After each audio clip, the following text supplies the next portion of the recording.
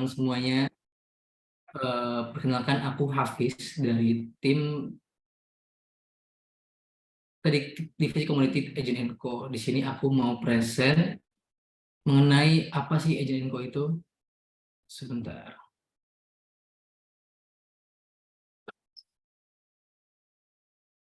Oke, jadi Agent & Co adalah sebuah perusahaan yang startup yang didirikan pada tahun 2019 dengan tujuan untuk menjadi aliansi terpercaya untuk membantu pengembangan bisnis dengan memberikan pengalaman pelanggan yang luar biasa. Agent & Co kini telah membuka cabang baru di Yogyakarta sehingga membantu kami melayani dengan lebih baik di dua kota, yaitu Jakarta dan Yogyakarta. Berikut merupakan visi dan misi dari Agent & Co. Nah, kami telah memiliki lebih dari 1.000 agent, 30 lebih proyek berjalan, dan juga 23 lebih klien yang sudah bekerja sama bersama kami. Seperti yang tadi aku sampaikan, lokasi kami ada di Jakarta dan juga Yogyakarta. Jadi secara singkat, Agent & Co adalah sebuah perusahaan crowdsourcing yang dibuat untuk memenuhi kebutuhan pasar, untuk menangani lonjakan dan melayani proyek jangka pendek dengan biaya modal yang fleksibel dan berdasarkan bagi hasil. Berikut merupakan produk dan services dari Agent & Co. Nah, seperti yang teman-teman lihat, mungkin berapa logo yang teman-teman lihat ini sudah tidak asing. Berikut merupakan holding portofolio dari Agent & Co. Merupakan perusahaan-perusahaan yang sudah bekerja sama bersama Agent & Co. Mungkin beberapa di antaranya sudah, seperti aku bilang, sudah tidak asing lagi. Nah, berdasarkan hasil riset LinkedIn pada tahun 2020 mencatat dalam 4 tahun terakhir ada 10 lowongan pekerjaan yang menunjukkan pertumbuhan yang stabil. Bahkan tidak ada penurunan signifikan meski kemarin nih di tengah pandemi yang lagi melonjak-lonjaknya. 10 pekerjaan tersebut seperti yang dapat teman-teman lihat. Nah, di nomor 5 ini yang di highlight warna kuning, Customer Service Specialist merupakan bidang pekerjaan yang digeluti oleh Agent & Co. Berikut merupakan 5 permasalahan tenaga kerjaan yang dirangkum oleh Agent & Co. Yang pertama ada kualitas pekerjaan relatif rendah, jumlah tenaga kerja yang banyak, gaji pekerja yang relatif rendah, pertumbuhan lapangan pekerjaan yang lambat sehingga tidak inline dengan jumlah tenaga kerja yang banyak dan terus bertambah setiap tahunnya. Setelah yang paling penting, yang diangkat isunya oleh Agent & Co itu adalah biaya upskill dan reskill yang tinggi. Nah, untuk menjawab 5 permasalahan tenaga kerjaan di Indonesia ini, Agent & Co hadir dengan aplikasi Tangkas by Agent & Co. Apa sih Tangkas by Agent & Co? Tangkas by Agent & Co adalah platform online training berbasis mobile apps gratis yang berisi mengenai pelatihan hard skill dan soft skill, berbagai lowongan pekerjaan sekaligus misi-misi yang bisa menjadi tambahan penghasilan untuk teman-teman semua. Aplikasi ini dapat digunakan untuk fresh graduate mulai dari SMA sederajat, fresh jobbers, pencari kerja, blue collar worker, dan lain-lainnya. Apa aja keuntungan yang teman-teman dapatkan jika mendownload Tangkas by Agent & Co. Yang pertama, teman-teman bisa download ini secara gratis dan dapat diakses seumur hidup. Teman-teman tidak akan membayar 1% pun uang untuk mendownload aplikasi Tangkas atau menggunakan aplikasi Tangkas, semuanya gratis. Materi pelatihan berjenjang yang disesuaikan dengan kebutuhan. Jadi teman-teman jika mengikuti pelatihan yang ada di Agent & Co itu bertahap dan berjenjang sehingga disesuaikan dengan kebutuhan teman-teman. Materi disusun oleh expert content makers, bukan materi yang disusun asal-asalan karena disusun oleh orang-orang yang terpilih dan orang-orang yang ahli di bidangnya. Setelah itu teman-teman juga bisa mengumpulkan poin dan bisa dicairkan menjadi uang, dan teman-teman juga bisa langsung daftar lowongan pekerjaan yang tersedia di aplikasi Tangkas by Agent & Co. Untuk lebih mengenal aplikasi Tangkas by Agent & Co, aku ada sedikit video untuk teman-teman. Silahkan menyaksikan.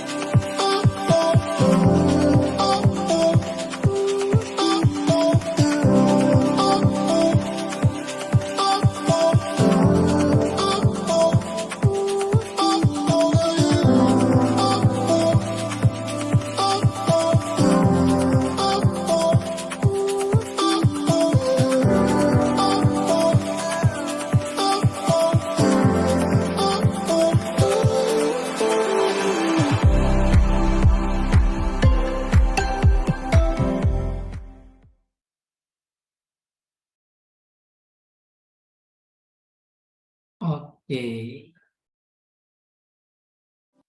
Nah, teman-teman bisa langsung download aplikasi Tangkas menggunakan kode QR code yang ada di layar teman-teman, atau bisa langsung masuk ke App Store atau Play Store teman-teman dan searching dengan keyword aplikasi Tangkas by Agent & Co. Seperti yang aku mention tadi, teman-teman dapat mengakses training yang ada dalam aplikasi dengan mengikuti tata cara seperti berikut. Yaitu teman-teman juga bisa mengikuti misi untuk mendapatkan penghasilan tambahan. Teman-teman bisa mengakses misi pada menu yang ada di aplikasi Tangkas by Agent & Co. Setelah teman-teman mengikuti training dan menjalankan misi, teman-teman akan mendapatkan koin yang bisa dicairkan menjadi rekening. Jadi saldo di rekening. Berikut merupakan tata cara dari pencairan koin untuk teman-teman cairkan ke rekening teman-teman semuanya. Seperti yang aku juga mention tadi, teman-teman bisa langsung cari dan lamar lowongan pekerjaan yang tersedia di aplikasi Tangkas by Agent & Co.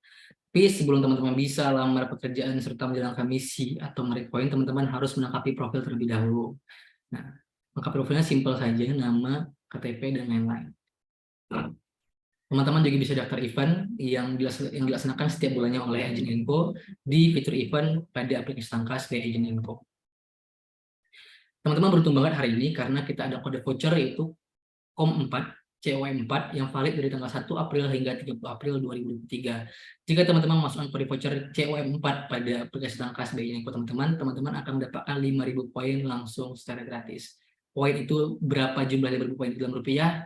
Sama dengan 5.000 rupiah juga, karena satu poin di aplikasi Tangkas by Agent & Co sama dengan 1 rupiah.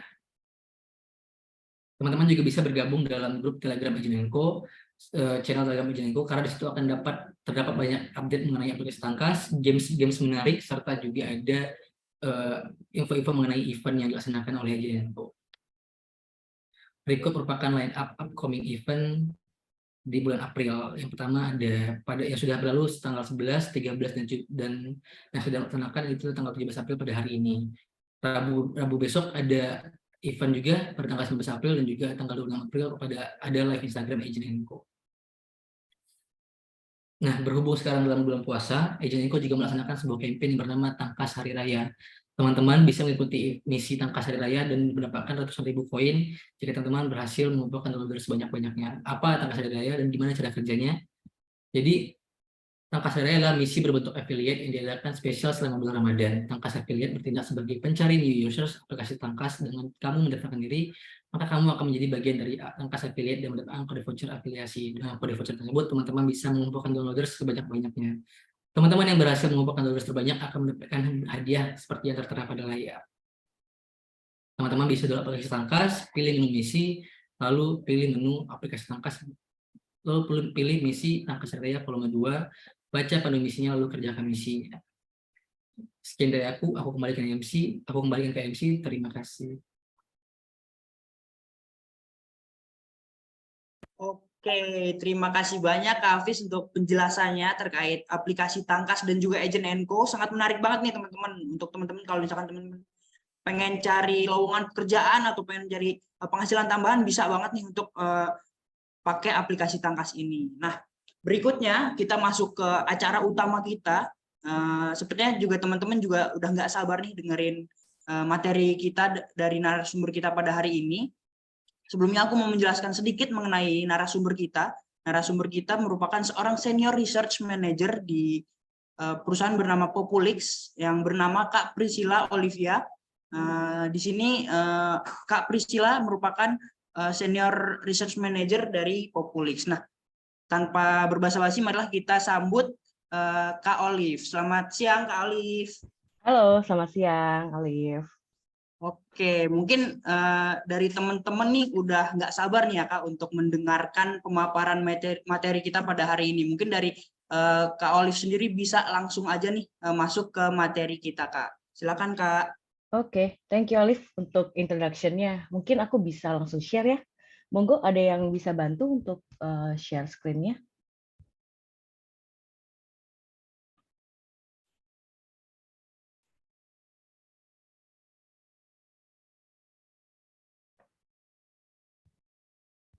Oke, thank you. Ya, jadi selamat siang menjelang sore teman-teman semua. Terima kasih sudah hadir ya di saat jam 3 tuh biasanya jam-jam kritis gitu ya, kalau mau kerja itu udah mulai ngantuk gitu, apalagi sekarang lagi apa namanya lagi puasa gitu, jadi udah mikirnya udah mau gitu. Tapi semoga semuanya masih pada semangat untuk belajar. Nanti aku juga akan cepet aja supaya nggak bosen ya. Nanti kalau ada pertanyaan juga monggo, boleh langsung raise hand atau mau di chat di kolom chat juga boleh.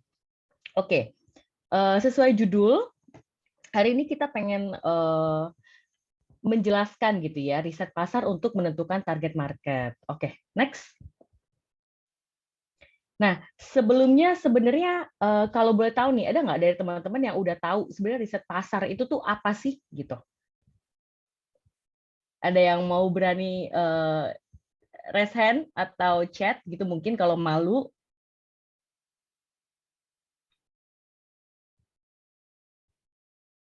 Oke, kalau belum ada nggak apa-apa. Hari ini kita akan belajar sebenarnya tentang riset pasar itu apa, dan kira-kira nih dari brand-brand di bawah ini riset apa sih yang mereka udah lakuin gitu. Oh, ini ada dari Dian Yuliani, menentukan target market ya, Kak. Oke, bisa jadi salah satunya ya, salah satu tujuan dari tentang riset pasar. Oke, kita next dulu.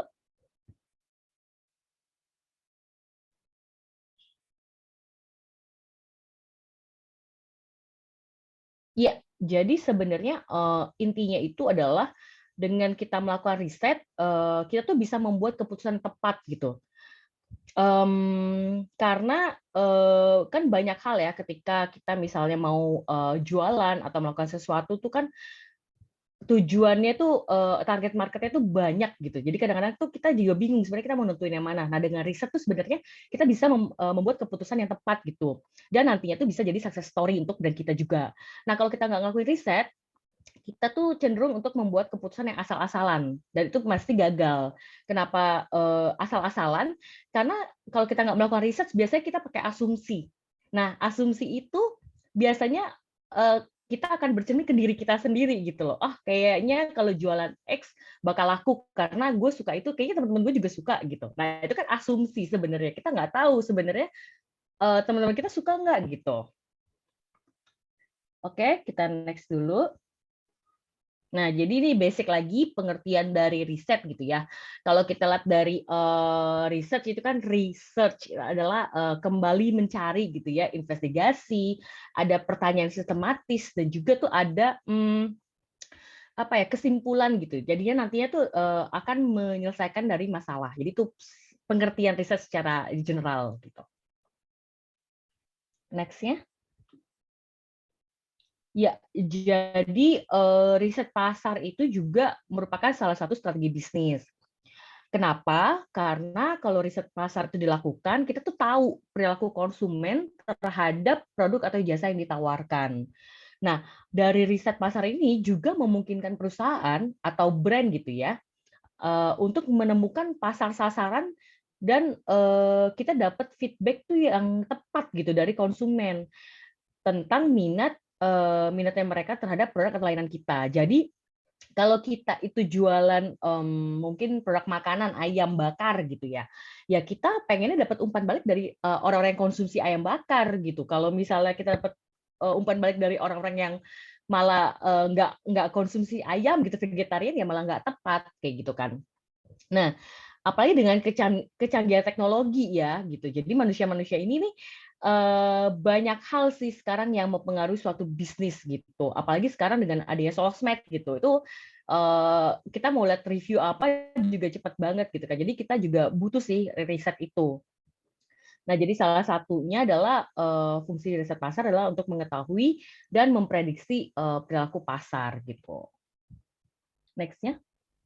Nah, mungkin boleh nih di sini, ada nggak yang bisa share? Di antara kalian semua ini, ada yang sudah pernah melakukan riset atau belum?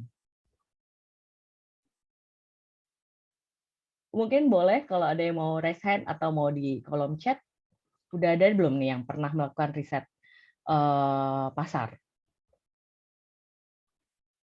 Nggak usah riset pasar deh, yang pernah melakukan riset aja. Udah. Oh, nemenin anak R&D. Pernah. Oke, sudah. Ya, oke. Jadi banyak kan sudah ya, gitu. Nah, sebenarnya tuh riset itu tuh sesimpel kayak kita mau makan sesuatu gitu misalnya, pasti kita tuh sebenarnya riset gitu. Menunya apa sih? Harganya berapa sih? Enak nggak tempatnya? Oh, kalau kita mau nongkrong ada colokannya nggak sih? Ada wifi-nya nggak sih? Nah, sebenarnya kan itu adalah riset basic yang kita lakukan setiap hari gitu. Jadi sebenarnya kita semua tuh sudah melakukan riset sebenarnya. Jadi untuk kehidupan kita sehari-hari. Kayak misalnya deh kalau eh, untuk kita-kita yang misalnya udah punya anak gitu, kita juga pasti akan riset untuk sekolah anak atau ya tadi sebasic kita mau nongkrong di mana, kita mau makan apa, kita tuh juga biasanya riset gitu. Lihatlah di Instagram gitu, pakai hashtag, ini makan deket rumah nih, enak nggak ya, menunya apa, reviewnya seperti apa. Nah itu udah riset sih sebenarnya, kayak gitu. Next ya. Oke, tujuan dari riset pemasaran tuh sebenarnya banyak, tapi kita rangkum jadi 5 aja. Yang pertama adalah pasti menentukan target pasar.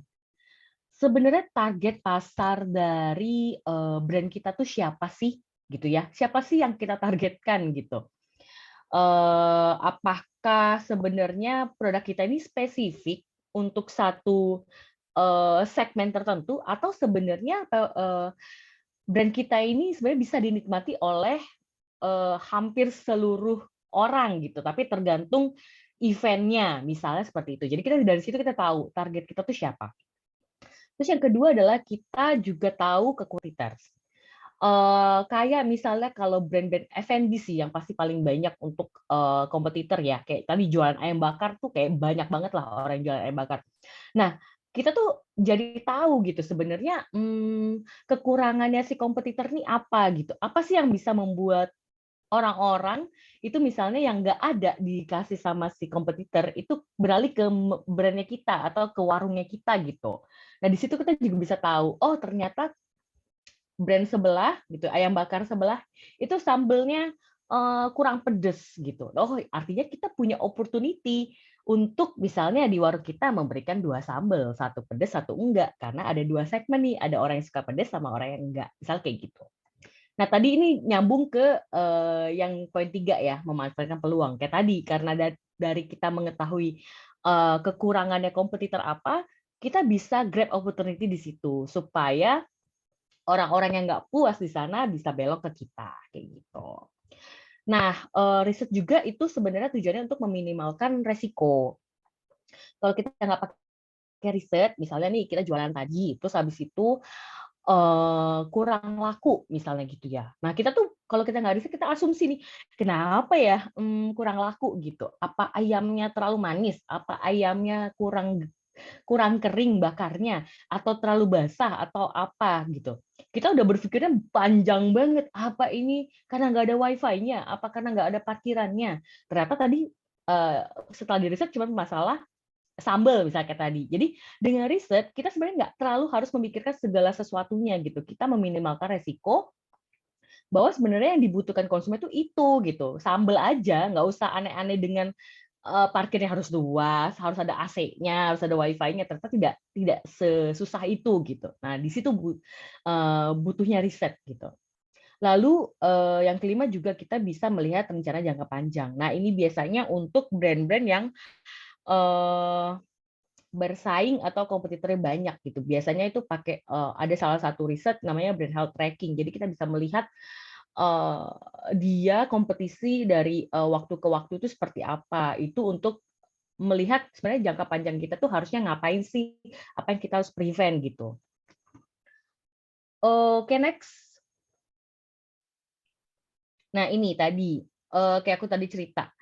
Salah satu yang tadi aku mention adalah brand health tracking ya. Di sini ada nggak brand health tracking? Oke, nggak ada. Nah, sebenarnya kapan sih kita harus melakukan riset gitu? Sebenarnya kan riset ini tadi kita tuh bisa lakuin sebelum, pas lagi ada brandnya atau post gitu. Jadi riset itu sebenarnya dapat dilakukan kapan saja.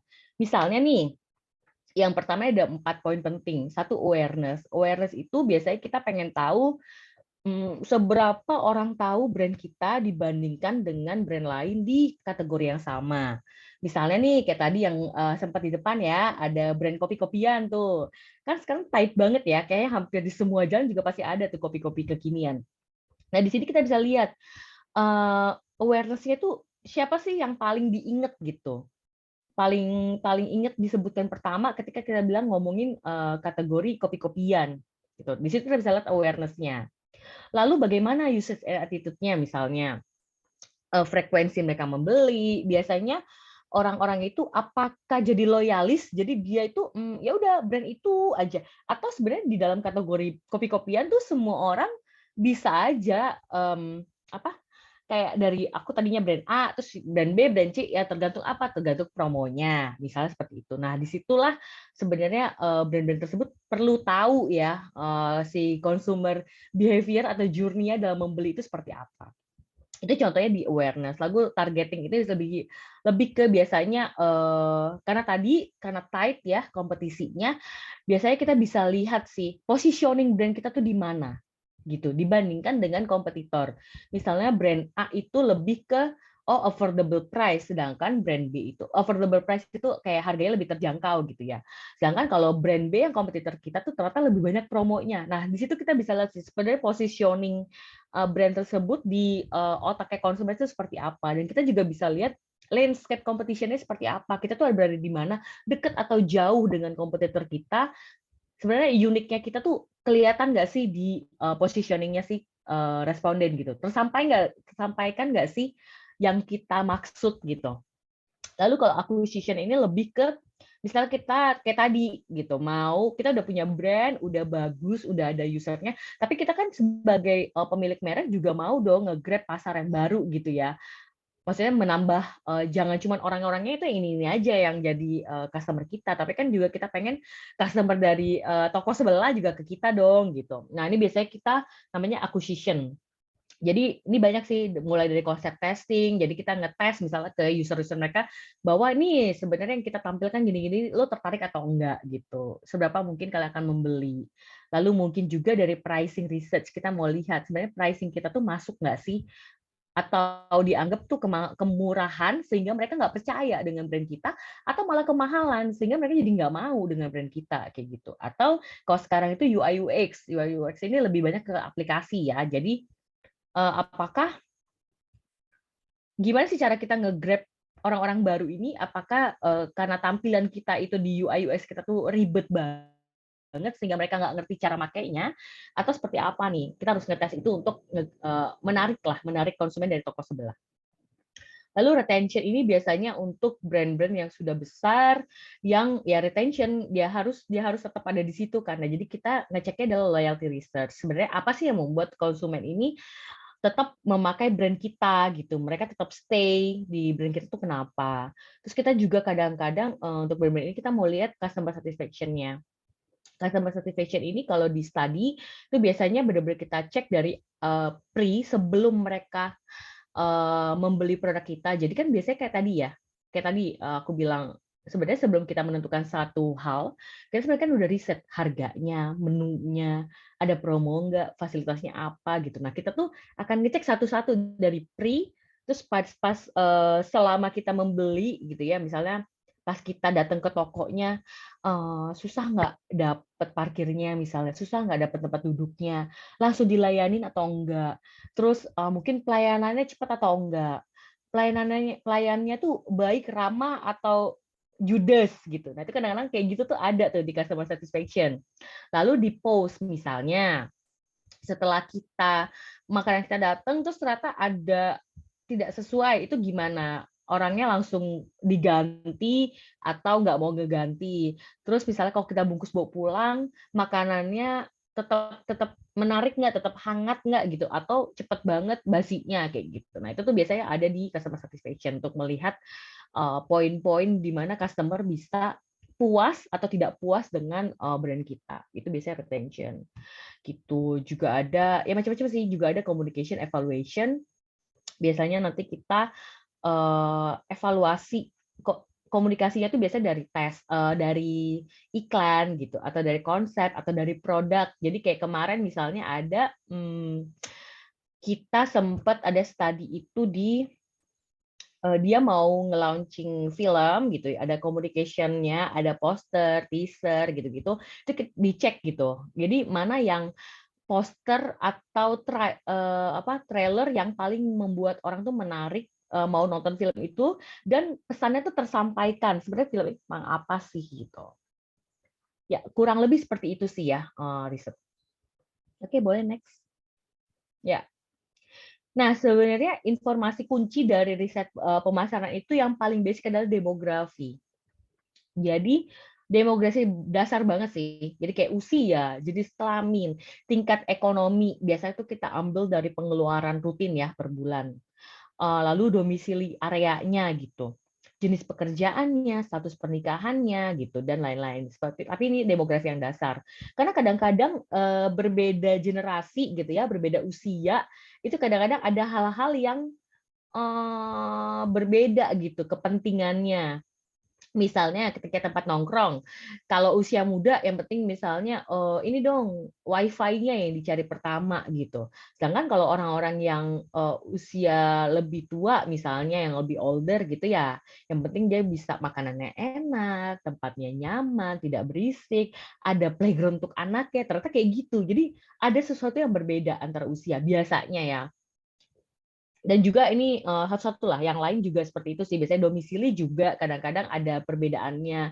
Status pernikahan kayak tadi bisa kelihatan ya, ketika single mungkin mereka nggak peduli dengan tempat, ya udah yang penting enak ada wifi. Tapi ketika ada anak itu kids friendly nggak gitu, biasanya kayak gitu.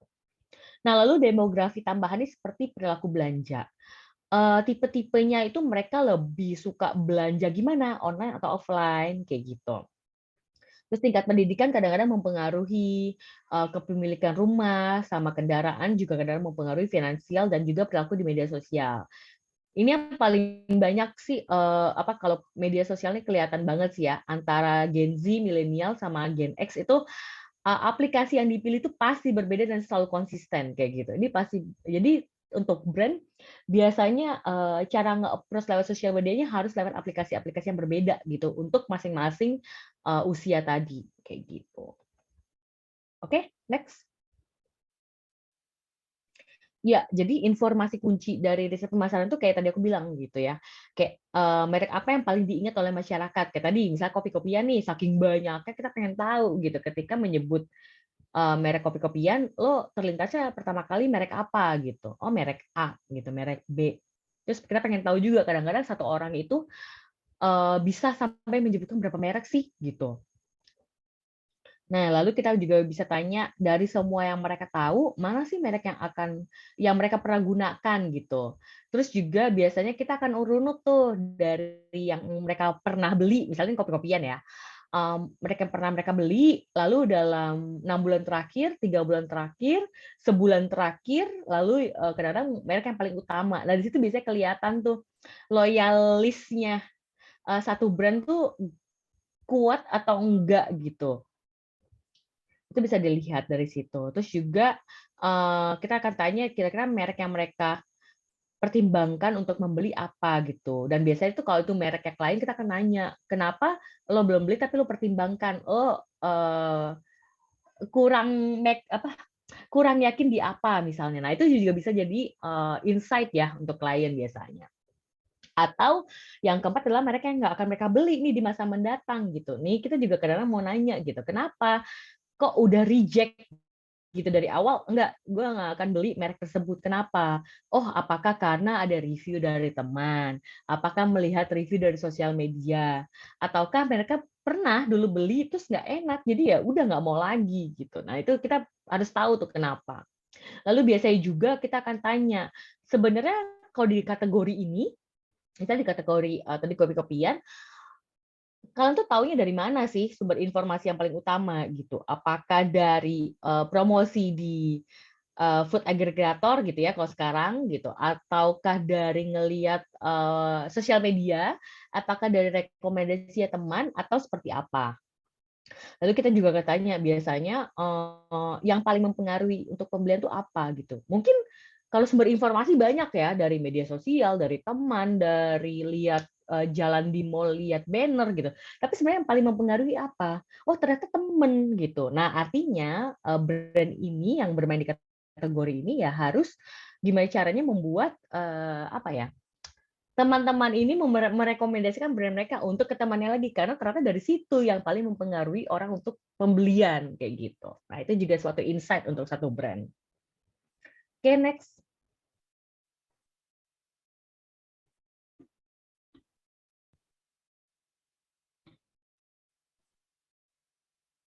Oke, ya. Yang lainnya lagi yang penting adalah pengalaman kayak tadi. Kita kan pengen tahu ya di kategori tadi seberapa sering sih mereka mengkonsumsi tadi misalnya kopi-kopian atau si ayam bakar gitu. Sebenarnya seberapa sering sih? Karena kita mau ngitung sebenarnya frekuensi mereka untuk membeli itu kan harus sering ya. Kalau misalnya nggak sering ya, maksudnya kita harus benar-benar cari target market tuh banyak banget supaya kan nggak kosong warung kita gitu. Nah, terus kita juga pengen tahu mereka tuh belinya di mana aja sih gitu. Kayak kalau kopi-kopian paling gede tuh di mana? Apakah datang ke outlet dan dia dine in nongkrong, datang ke outlet atau dia take away, atau dia itu lewat food aggregator gitu ya. Food aggregator tuh kayak ya Go Food, Grab Food, Shopee Food kayak gitu. Sebenarnya paling sering itu dari mana? Nah, itu kan kita juga adalah salah satu touch point untuk nge-grab potensi ya customer untuk membeli brand kita. Oke. Lalu kita pengen tahu juga budget pembelanjaannya itu berapa. Jadi seberapa sih kira-kira duit yang mereka keluarkan untuk sekali spending, sekali membeli produk itu tuh berapa. Lalu kita juga pengen tahu sebenarnya mereka tuh pengennya ada promosi apa sih di brand kita gitu. Apakah mereka itu suka dengan selain buy one get one ya, buy one get one tuh adalah di kategori apapun itu mereka akan suka. Tapi selain buy one get one sebenarnya promosi apa sih yang diinginkan gitu. Apakah orangnya tuh suka yang ya udah deh tiap kali beli ada poin. Nah, jadi berdasarkan berapa spendingnya 50.000 jadi 50 poin misalnya, nanti kalau udah 500 poin bisa ditukarkan apa gitu, misalnya kayak gitu. Atau mereka sukanya tipe beli minum dapat makanan dong gitu, atau udahlah yang penting kasih aja diskon direct diskon, jadi beli satu pun tetap dapat diskon gitu. Nah, kita pengen tahu sebenarnya tipe promosi apa sih yang mereka inginkan gitu. Ini juga kepentingannya ya untuk nge-grab new customer sama retention, ya kan? Lalu juga kita pengen tahu nih untuk orang-orang yang udah pernah beli brand kita, mereka tuh puas atau enggak gitu, dan alasannya apa. Kalau mereka puas, alasannya kenapa. Kalau mereka nggak puas, alasannya kenapa. Agak bahaya ketika mereka puas, itu alasannya cuma karena promosi. Artinya mereka tuh akan cepat banget pergi gitu ke brand lain selama promosinya ada terus gitu. Itu yang paling bahaya sih. Sampai kapan kita akan spending duit gitu untuk promosi? Itu kan namanya bakar duit ya. Menurutku yang paling bener tuh ketika emang karena produknya kita mereka puas gitu, bukan karena promosinya gitu. Lalu kita pengen tahu juga rekomendasi yang mereka tadi gitu. Ya kita pengen mereka puas, mereka rekomendasiin dong brand kita. Jangan cuma puas terus mau rekomendasiin enggak lah. Kenapa nih gitu? Itu kan padahal misalnya kayak tadi hubungannya dengan insight yang kita dapatkan bahwa rekomendasi dari teman itu adalah salah satu hal yang mempengaruhi. Wah, bahaya nih. Itu adalah sumber orang-orang pengen apa ya, menentukan merek pembelian, tapi kok teman-temannya pada nggak mau rekomendasi, ini kenapa gitu. Nah, itu kita juga harus tahu sih. Oke, next-nya. Ya, nah ini penilaian merek itu sendiri. Brand equity itu adalah scoring dari beberapa elemen gitu ya. Salah satunya adalah awareness, usage, imagery dan sebagainya. Biasanya ini untuk brand-brand FMCG yang gede ya, yang mass market gitu. Jadi karena mereka tuh saking mass market, artinya kan kompetisinya sangat ketat gitu. Jadi mereka akan melihat brand equity per brandnya mereka dengan merek-merek lain itu seperti apa gitu. Gede kecilnya tuh lebih di mana. Lalu asosiasi merek ini lebih ke merek kita itu tuh terasosiasi dengan atribut apa sih? Dan itu sesuai nggak dengan positioning yang kita mau gitu. Misalnya sebenarnya positioning merek kita tuh adalah luxury brand gitu, merek yang mewah. Tapi ternyata untuk kita tes ke consumer, ternyata enggak, merek kita tidak terasosiasi dengan merek mewah gitu, malah di affordable price atau harga terjangkau. Oh, artinya satu, apakah kita itu salah di pricing atau kita salah di target? sebenarnya target market kita itu tidak mereka gitu. Nah, itu tuh bisa diketahuan. Lalu juga trigger and barriers. Jadi hal apa sih yang bisa membuat nge-trigger orang atau membuat orang membeli brand kita, dan hal apa yang bisa membuat orang untuk menolak atau mereject brand kita. Nah, itu biasanya kita kelihatan di trigger and barriers. Boleh next?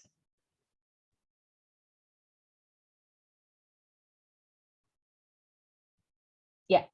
Nah, ini biasanya di product acceptance ya. Jadi kalau misalnya kita punya produk, terus kita mau ngetes produk kita tuh penerimaannya seperti apa, apakah mereka suka dengan produk kita, apakah menurut mereka ini relevan untuk kebutuhan mereka, apakah produk kita ini unik dari kompetitor kita di kategori yang sama, apakah message yang kita sampaikan tuh dapat dipercaya gitu. Mereka percaya nggak sih sama yang kita bilang di poster atau di key message-nya brand kita gitu. Lalu kita juga mau nanya sebenarnya dengan melihat atau sudah mencoba produk ini, kan ada nggak sih keinginan untuk membeli gitu, kita pengen tahu. Lalu juga kita biasanya tanya sih sebenarnya harga, menurut mereka harga yang paling pas untuk produk ini tuh berapa. Kita mau lihat sebenarnya dalam pemikiran mereka produk itu harus dibayarkan berapa sih. Nah, itu sesuai nggak sama yang kita udah rancang bahwa sebenarnya range harganya dari segini-segini. Nah, itu bisa kelihatan gap-nya nanti. Oke, next. Nah, oke. Dari tadi aku udah ngomong kopi-kopian ya soalnya, karena ini cukup banyak gitu brand-brand dan sekarang masih nambah terus. Jadi ini sesuatu hal yang menarik sih, karena kebetulan karena mereka tahu juga kompetisinya sangat tight gitu ya. Jadi mereka harus bikin riset sih untuk melihat competition landscape-nya antara brand mereka dengan brand yang lain. Kebetulan di antara 6 brand ini, ini 6 atau 5 sih, 5 ya. Sorry. Dari 5 brand ini kebetulan aku megang 4. Jadi tidak di saat yang bersamaan gitu ya, tapi dan juga berbeda studi. Jadi iya, yang paling basic adalah sebenarnya brand-brand ini mereka lebih ke tadi sih yang pertama ya, awareness gitu, karena mereka tahu gitu. Ini kan produk ini kan hasilnya hampir sama, kopi kekinian gitu, dengan harga yang hampir sama, kecuali ada beberapa yang memang agak lebih mahal ya dan lebih murah gitu. Jadi mereka harus tahu sebenarnya kayak gimana sih customer journey-nya dalam memilih merek kopi-kopian ini gitu. Jadi biasanya mereka nge-tracking-nya itu per 3 bulan sekali, per quarter ya. Jadinya untuk ngelihat posisinya itu awareness-nya gimana, usage-nya ada naik atau turun atau enggak. Biasanya kalau untuk kategori ini kenaikannya, naik atau turunnya itu tergantung promosi. Itu bisa kita lihat. Karena apa? Karena jarang banget ada yang loyal di sini. Jadi kebanyakan biasanya berburu promo kayak gitu. Karena menurut mereka ya udah sama-sama kopi gitu, misalnya seperti itu. Terus juga ada juga selain customer research kayak awareness, biasanya itu juga ini aku boleh ambil pertanyaan dulu atau langsung? Boleh deh, biar nggak lupa. Tadi boleh mau nanya nggak? Tadi siapa tadi namanya? Nggak jadi? Nggak jadi ya? Oke. Ya, kita lanjut dulu. Jadi dari tadi kayak consumer research gitu ya, ada juga salah satu itu bikin studinya adalah konsep tes. Jadi mereka mau mengeluarkan produk baru, menu baru, tapi nah kayak tadi supaya jangan terlalu meminimalisir resiko tadi, supaya nanti nggak sembarangan, udah kita bikin R&D-nya gitu kan, oh udah jadi nih produknya, ternyata tidak diterima dari masyarakat. Jadi harus dites dulu. Sebenarnya dengan konsep seperti ini itu diterima atau enggak gitu. Menurut mereka orang-orang yang nerima kenapa? Oh, karena kayaknya menarik ya. Misalnya mereka mau bikin perpaduan kopi sama buah-buahan gitu. Nah, sebenarnya itu menarik atau enggak gitu. Sebelum mereka udah bikin dulu produk kopi dan buah-buahan terus ditaruh di outlet terus ternyata nggak laku gitu kan, sayang banget ya udah keluarin duit gitu untuk beli segala macem. Jadi dites dulu, sebenarnya mereka suka atau enggak, diterima atau enggak sih, acceptance-nya gimana. Terus kalau misal orang suka, sukanya itu karena gimana? Atau kalau orang nggak suka, mereka kenapa? Kekhawatiran mereka ternyata misalnya, kayaknya rasanya aneh ya gitu, misalnya kopi dengan buah misalnya. Nah itu dari verbatim-verbatim itu bisa kita lihat sih sebenarnya kekhawatiran mereka apa, sehingga kita bisa prevent dari awal, untuk mengeluarkan produk baru, misalnya untuk si kopi-kopian ini. Ya kurang lebih kayak gitu sih, untuk produk kopi-kopiannya. Boleh next? Nah, tapi diingat juga ya, ketika kita product testing, orang Indonesia itu cenderung untuk tidak enakan. Jadi kadang-kadang mereka kita tanya, "Suka nggak?" "Suka." Gitu. "Akan beli nggak?" "Iya." Tapi ternyata setelah kita launching, ternyata enggak. Nah, itu agak bahaya juga tuh. Jadi ingat, nyukain produk itu bukan berarti mereka akan membeli produk kita ya, gitu. Tapi misalnya kita bisa, meminimalisir risiko tadi, gitu. Jadi dengan misalnya kayak tadi, kalau begitu ngeliatin konsep tes, "Oh iya akan beli, suka," gitu. Tapi kita misalnya dengan produk tes juga, gitu. "Nih cobain rasanya, kalian accept nggak?" Oh ternyata pas mereka minum, nggak terlalu suka ya, karena ternyata rasa kopinya kok jadi berkurang, atau kok buahnya nggak cocok ya, kayaknya buahnya lebih cocok kalau buah ini. Nah, dari hal-hal tersebut kita jadi bisa tahu dan meminimalisir, resiko tadi, kayak gitu. Nah, jadi kita, juga tadi sih, apakah pertanyaannya kan yang paling penting adalah produk kita diterima dan sukses nggak sih di pasaran? Itu kan sebenarnya yang kita butuhkan, gitu. Jadi kita juga harus, lihat sih pola data untuk jawab pertanyaan tersebut. Yang pertama, apakah produk dan jasa kita tuh memecahkan sebagian besar masalah yang dihadapi oleh masyarakat pasar gitu. Sebenarnya penting nggak sih, perlu nggak sih ada kopi dengan buah misalnya, gitu kan. Terus atau sebenarnya masalahnya adalah, oh, tadi jual kopi-kopian tapi jual yang non coffee juga dong ternyata, karena cewek saya nggak suka kopi, jadi kalau saya ajak nongkrong ke situ tuh susah. Nah, ini kan artinya sesuatu yang harus kita pecahkan masalahnya. Oh ya udah kita bikin, menu coffee dan non coffee aja, jadi dua-duanya bisa win-win solution gitu, nongkrong bareng. Terus juga apakah, kita mau lihat produk, kita ini sebenarnya market atau target pasar itu udah punya solusi belum sih untuk memecahkan masalah tersebut gitu. Lalu, nah yang paling penting adalah juga punya budget nggak sih untuk membeli si produk dan jasa yang tadi kita kasih itu. Misalnya untuk memecahkan masalah tersebut ya, untuk nongkrong tadi. Masalahnya cuma karena suka kopi dan non kopi gitu. Jadi ya udah kita bikin dua-duanya. Tapi budget kalian tuh berapa sih sekali nongkrong? Tepat nggak sih sama harga dengan produk kita? Nah itu tuh juga harus disesuaikan gitu. Bener nggak sih target pasar kita gitu? Worth it nggak sih kalau kita mengeluarkan produk baru gitu? Karena kan pasti ada harga-harga yang harus dibayarkan ya untuk R&D, untuk bikin menu, untuk experience segala macam. Nah, kalau cenderungan tadi jawabannya iya, artinya ya kita bisa mengeluarkan produk kita ke pasar dengan monitor juga sih perkembangan penjualan dan kebutuhan pasar. Jadi sebenarnya benar nggak sih itu yang dibutuhkan atau cuma sebenarnya occasional aja? Jadi ya one time itu keluar, oh ya semuanya hype, semuanya mau nongkrong, semuanya mau coba, tapi ternyata nggak menjawab kebutuhan mereka juga sih. Sebenarnya mereka juga ternyata habis itu ya udah nggak datang lagi gitu. Ternyata hal yang paling penting adalah parkiran gitu. Jadi banyak hal sih sebenarnya untuk apa ya, untuk menjawab si riset pasar ini banyak banget yang harus sebenarnya ditelusuri untuk menentukan apa yang kita harus lakukan gitu. Oke, next-nya.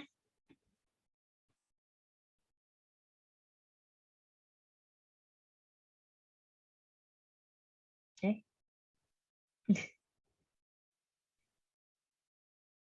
Iya, jadi sebenarnya menurut kita biasanya itu ada 4 hal ini ya sebagai strategi marketing untuk melihat insight dari si riset pemasaran itu sendiri. Yang pertama biasanya di awareness gitu, karena ketika awareness kita naik atau mereka tahu tentang brand kita, biasanya orang akan, "Ah, nyoba dong, ini brand-nya, kayak gimana sih?" Gitu. Jadi jadi kita juga kadang-kadang saran gitu ya, bahwa bisnis itu emang harus terhubung dengan konsumennya gitu, apapun jenis bisnisnya dan siapapun pelanggannya. Karena kalau misalnya nggak kalau misalnya mereknya orang nggak pada tahu ya gimana mereka mau coba gitu kan. Dan biasanya itu disarankan untuk punya satu brand positioning gitu.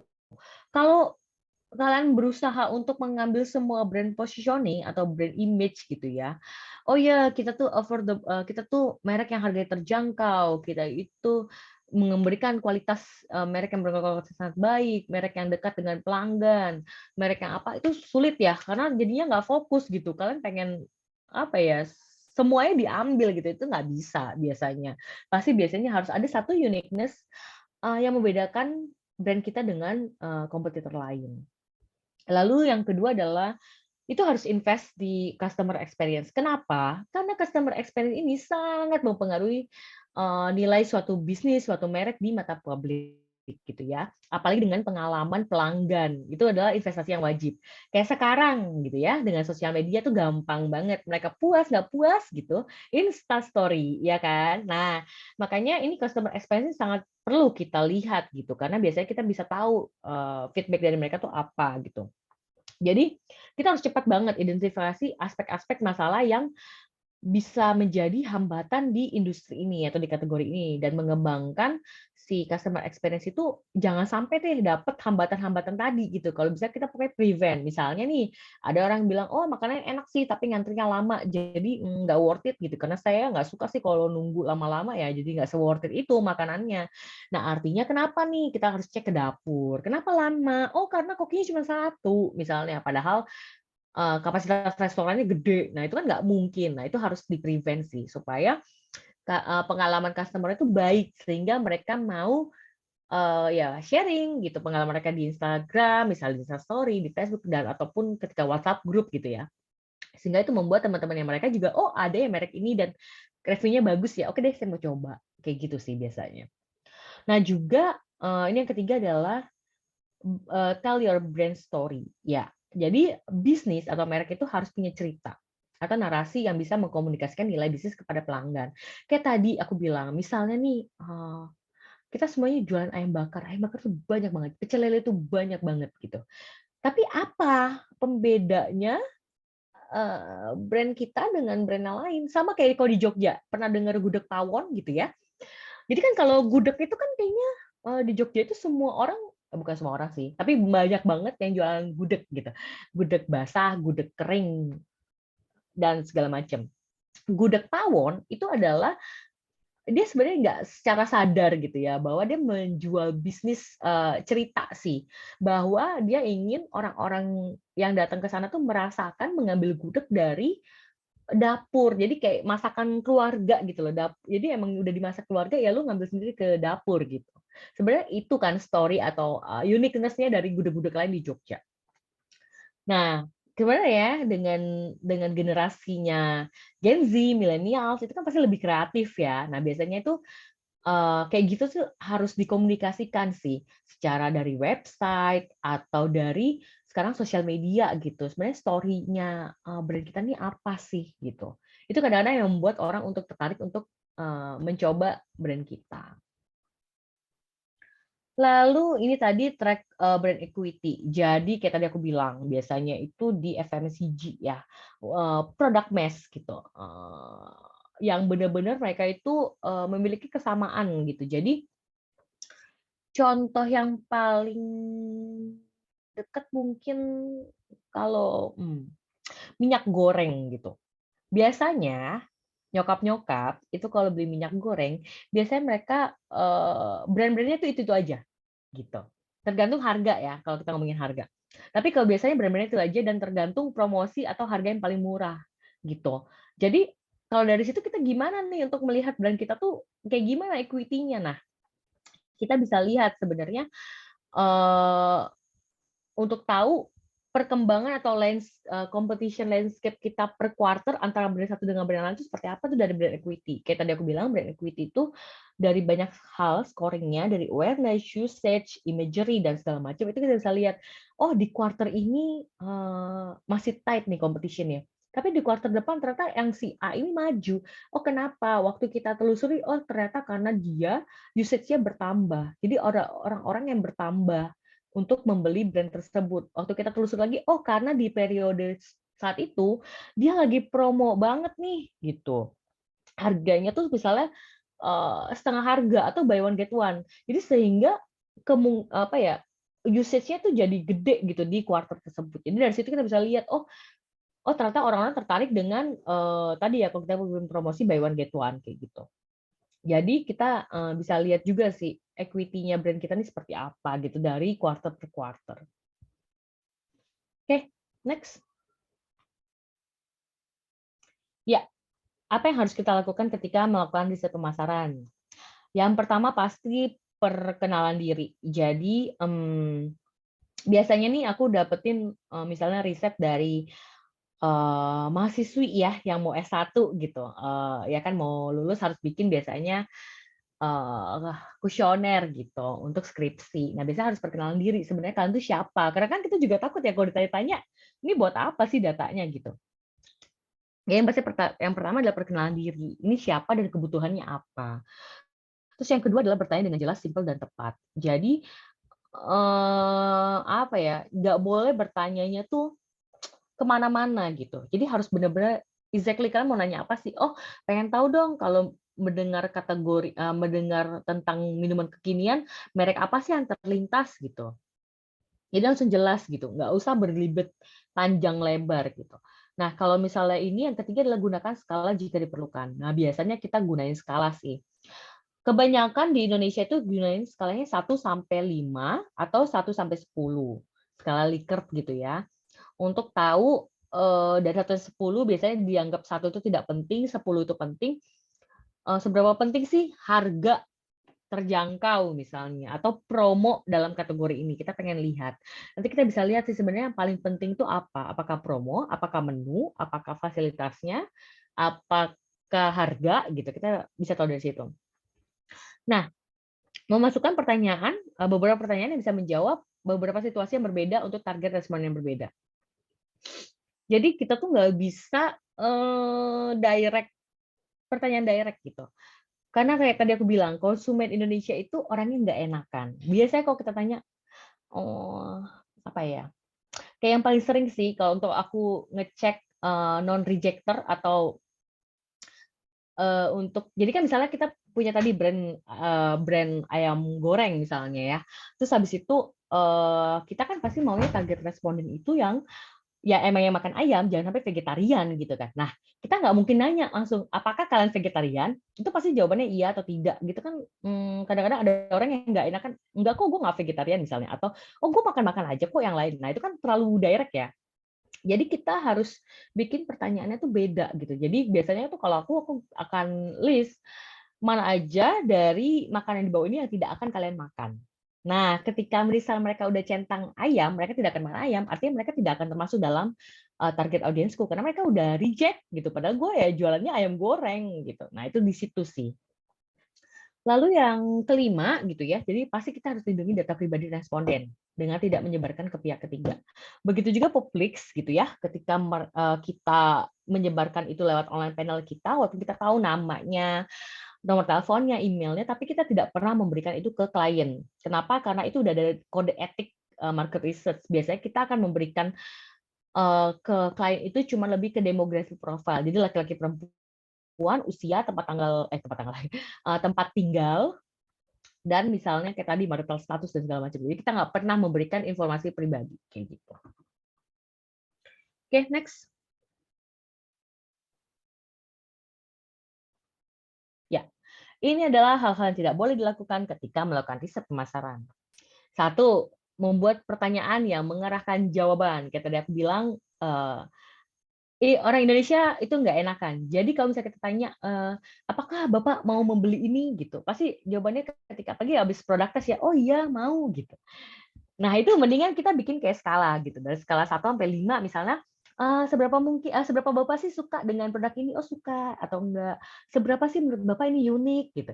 Baru terakhir misalnya, oh seberapa sih Bapak ingin membeli gitu. Jadi dari situ tuh kita kayak bukan mengecohkan sih, tapi ada beberapa pertanyaan lapisan enggak direct kayak mau beli apa enggak gitu. Orang Indonesia biasanya akan bilang, oh ya beli gitu. Di situ sih biasanya nggak enaknya di market Indonesia adalah nggak enakan. Lalu ini bertanya dengan 2 arti yang berbeda dalam satu pertanyaan. Ini sempat terjadi, ada satu atribut itu namanya lamanya antrian. Nah, itu kan ada 2 arti. ada yang mengartikan itu antriannya lama, atau yang kedua itu lamanya antrian tuh ya masih acceptance gitu, masih acceptable loh untuk kita ngantri. Nah itu tuh nggak boleh, itu sempat kita alami dan akhirnya kita ganti gitu, karena orang jadi bingung sebenarnya atribut ini tuh apa, lebih ke positif atau lebih ke negatif. Lalu menggunakan jargon atau singkatan kepanjangan yang hanya kita tahu. Jadi untuk market research sebenarnya kita punya beberapa jargon-jargon ya. Kayak salah satu yang paling sering itu adalah word of mouth atau rekomendasi. Nah, terus kalau misalnya anak-anak riset itu biasanya ngomong, ya tuh gede dari WOM, word of mouth, itu adalah rekomendasi. Nah, untuk klien kan nggak semuanya adalah orang riset, ada yang orang marketing, ada orang brand, itu mereka nggak tahu WOM itu apa. Jadi kita tidak boleh pakai jargon-jargon kayak gitu. Ya pakai aja bahasa biasa yang general, yang universal, yang semua orang tahu. Lalu menggunakan pertanyaan yang tidak bisa dihitung, misalnya banyak, sering, kadang. Seberapa sering sih Bapak Ibu membeli ayam bakar? A, sering. B, kadang-kadang. C, banyak gitu. Itu kan udah jelas ini gimana nih kuantitinya itu gimana. Biasanya kita pakai frekuensi yang paling dasar sih kayak, oh ya belinya setiap hari. 2-3 kali dalam seminggu, 4-6 kali dalam seminggu, atau seminggu sekali. Itu kan ada kuantitinya ya, nggak mungkin overlapping, itu nggak mungkin dah.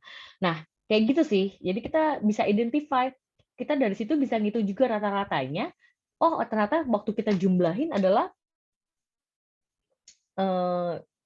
oh ternyata orang average number itu adalah 2 kali dalam seminggu, kayak gitu. Jadi dari situ kita bisa lihat sih.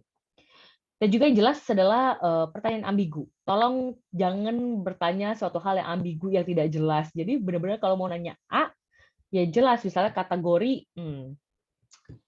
apa ya? Ini kayak ya pertanyaan yang ambigu deh, yang tidak jelas sebenarnya yang bikin orang bingung gitu. Kalau misalnya mereka baca atau kita juga baca sekali atau 2 kali, itu juga nggak ngerti sebenarnya. Gitu. Oke. Oke. Dari situ aja kurang lebih dari aku. Terima kasih, dan kalau misalnya ada pertanyaan monggo banget untuk heads up gitu ya, atau mau di chat juga boleh. Paling itu aja sih dari aku. Sekian, terima kasih.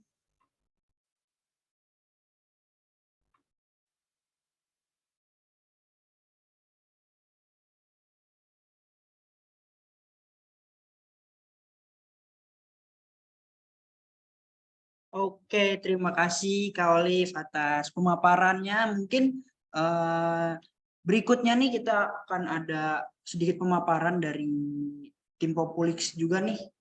Untuk Kak Fitra, waktu dan tempat dipersilahkan.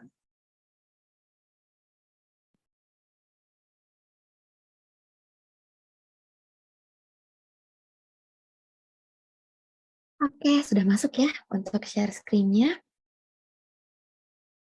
Nah, oke. Teman-teman, thank you so much sebelumnya. Mungkin aku juga izin sedikit sounding gitu tentang Populix. Mungkin dari tadi teman-teman udah dengar apa sih itu Populix dan mungkin bertanya-tanya gitu ya, karena tadi kita sudah mendapatkan materi tapi ternyata belum banyak berkenalan dengan Populix sendiri nih. Nah, mungkin aku juga izin melanjutkan gitu. Jadi apa sih sebenarnya Populix itu? Nah, Populix ini merupakan perusahaan layanan penyedia riset dan juga consumer insights, dan kita berusaha untuk menghubungkan bisnis dan juga pelaku riset dengan kumpulan responden yang berkualitas dan tepat sasaran di seluruh Indonesia.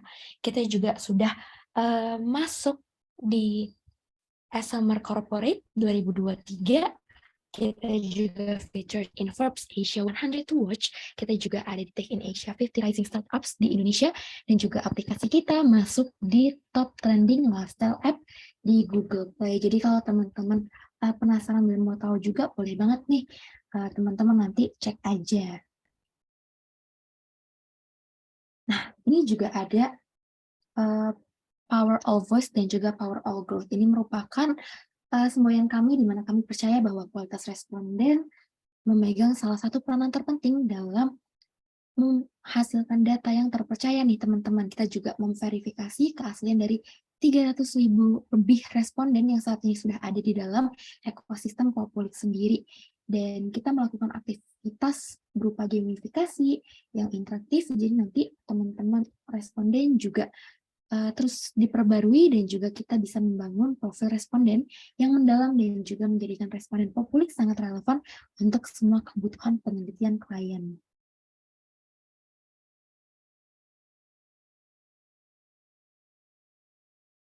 Nah, ini untuk responden kita gitu ya, teman-teman.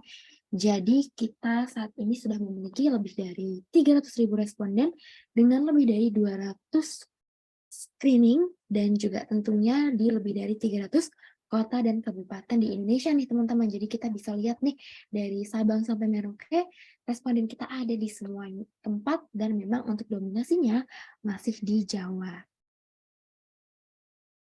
Lalu selanjutnya, Populix ini merupakan aplikasi survei dengan gamifikasi pertama di Indonesia dan kita juga merupakan aplikasi pertama di Asia yang memberikan responden text and gigs. Dan untuk responden kita sendiri saat ini dominannya memang di pria nih sebanyak 54%, lalu di wanitanya 46%. Untuk grup usia sendiri kita berbagai macam panel mulai dari 18 tahun. Kenapa? Karena kita menganggap bahwa orang-orang yang sudah berhak memberikan pendapat mereka secara konsen adalah mereka yang sudah mempunyai KTP nih teman-teman. Jadi untuk validasi kita juga menggunakan KTP dan tentunya untuk umur sendiri kita di 17 hingga lebih dari 55 tahun. Kita juga ada social economic status panel di mana terbagi menjadi 3 yaitu upper class, middle class, dan juga ada lower class. Lalu selanjutnya ini ada beberapa layanan Populix gitu yang terbagi menjadi 2. Yang pertama kita ada Consumer Insights, lalu juga ada Reports. Untuk perbedaannya sendiri mungkin aku jelaskan lebih lanjut. Jadi untuk Consumer Insights sendiri nih teman-teman terbagi menjadi 3 gitu. Ada Populix for Individual, Populix for Professional, dan juga Populix for Enterprise.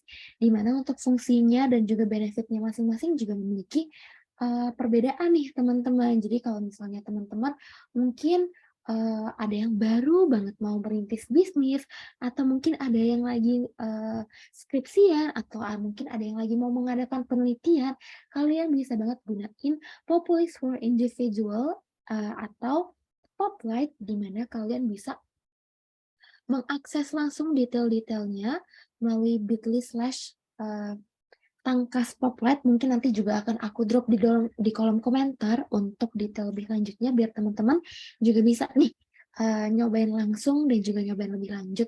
Kira-kira seperti apa sih Poplight ini? Gitu. Jadi untuk risetnya sendiri bentuknya adalah riset kuantitatif di mana teman-teman bisa melakukan proses pengumpulan data secara online dan juga tentunya secara cepat nih teman-teman. Jadi buat teman-teman subscribe mungkin gitu ya email newsletternya supaya tahu. Oke. Buat teman-teman juga jadi bisa langsung aja nih nanti coba langsung, atau mungkin buat teman-teman yang lagi skripsian, mungkin teman-teman butuh responden nih, teman-teman yang mungkin jurusannya di FISIP gitu, belajarnya sosial, kalian mau cari tahu nih tentang perilaku sosial yang akhir-akhir ini terjadi, atau mungkin tindakan kriminalitas yang akhir-akhir ini banyak terjadi, yang akhir-akhir ini menakutkan para masyarakat Indonesia. Kalian bisa banget nih mendapatkan responden secara cepat, akurat, dan juga valid melalui Poplight ini. Lalu kita juga ada Populix for Professional dan juga for Enterprise, di mana ini secara benefit jauh lebih lengkap dan untuk responden juga jauh lebih banyak sesuai dengan peraturan dan juga kebutuhan masing-masing. Dan nanti untuk bisnis besar sendiri gitu, kalian bisa juga menggunakan Populix for Enterprise. Jadi nanti hasil risetnya juga dibantu sepenuhnya oleh tim Populix, mulai dari konsultasi hingga pembuatan kuesioner dan hasil akhir berupa insight bisnis. Lalu selanjutnya kita juga punya produk yang bernama Pop Voice atau Populix Report, di mana produk kita ini terbagi menjadi 2 nih teman-teman, ada Generational Report dan juga ada Industry Specific Report. Jadi kita setiap bulannya juga mengeluarkan report gratis yang mungkin teman-teman bisa akses di website kita di info.populix.co. Teman-teman bisa lihat setiap bulannya kita mengeluarkan report gitu, generation report berupa tren yang berlaku misalnya, tren pernikahan di Indonesia tahun ini seperti apa sih? Di kaum Gen Z dan milenial seperti apa sih? Terus habis itu, habit mereka, misalnya mereka lagi suka pakai aplikasi investasi apa sih? Kan sekarang kita banyak banget ya aplikasi investasi yang ada gitu. Dan hal report-report itu tadi juga bisa mendukung teman-teman untuk mungkin melengkapi skripsinya apabila berkaitan dengan penelitiannya, atau mungkin buat teman-teman juga yang mau tahu lebih lanjut gitu spesifik report, kita juga bisa menyediakan beauty trends, financial service, atau mungkin topik-topik lainnya. Nah, mungkin sedikit dulu gitu dari aku tentang perkenalan Populix, dan buat teman-teman yang penasaran tentang apa sih itu Poplight, dan juga buat teman-teman yang mau tahu lebih lanjut gitu, mungkin tadi sudah dibantu komentar oleh Mbak Raisa, mungkin teman-teman juga bisa nih nanti langsung buka aja gitu bit.ly /Tangkas Poplight. Isinya apa sih nanti? Nah, kurang lebih isinya seperti ini, teman-teman. Jadi kalau misalnya teman-teman akses bit.ly /Tangkas Poplight tadi, kalian akan langsung diarahkan untuk mendaftar nih, teman-teman, mendaftar akun Poplight. Jadi kalian bisa langsung aja daftar akun Poplight, kalian bisa mengisi data diri dengan benar. Setelah itu, atau mungkin kalau misalnya teman-teman, malas ribet nih, kalian juga bisa nih langsung aja login menggunakan Google. Nah, kebetulan karena aku sudah memiliki akun, jadi aku tinggal masuk di sini aja, dan aku tinggal membuka akses aku.